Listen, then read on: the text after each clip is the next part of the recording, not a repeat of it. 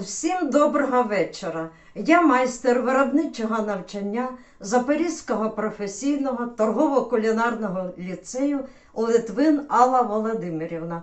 Зараз я буду готувати страву суфле м'ясне з птиці за класичним рецептом. Для приготування цієї страви я буду використовувати такі інгредієнти. У мене вже відварено куряче філе і порізане воно до готовності. Борошно вищого гатунку спасировано до кремового кольору в кількості 50 грамів. Також у мене вимиті охолоджені яйця 3 і вершкове масло 70 грамів, а також молоко 200 мл. Зараз я відділяю жовтки від білків.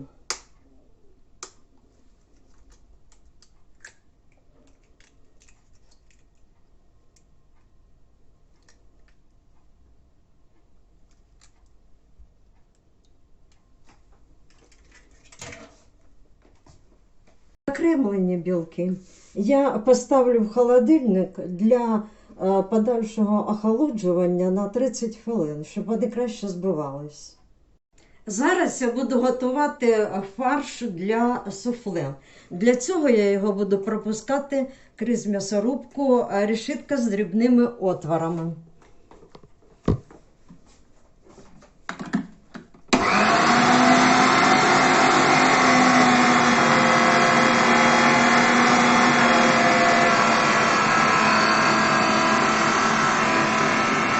Далі до перемеленого фаршу я додаю жовтки яєць. Додаю сіль.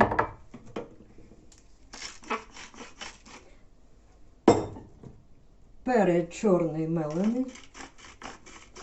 І все добре перемішую.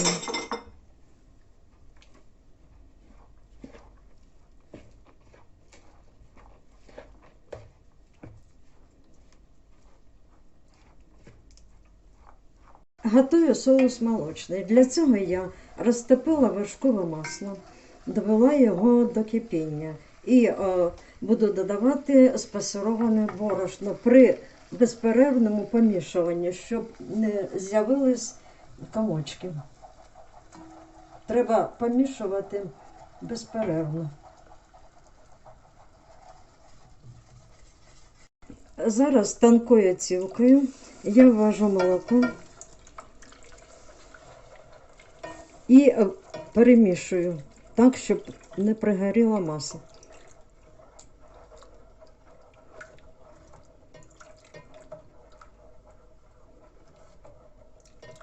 Молочний соус у мене готовий. Зараз я його додаю до фаршу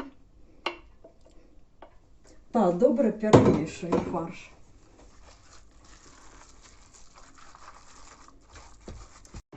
До охолоджених білків я додала трішки солі і зараз буду збивати їх до стійкої піни. Білки я збила вже в густу піну. І зараз я буду невеликими порціями додавати до фаршу і дуже обережно вимішувати. В змащену вершковим маслом форму я виложила масу для суфле. І зараз я буду її поміщати в жарову шафу, розігріту до температури 180 градусів для випікання протягом 35-40 хвилин.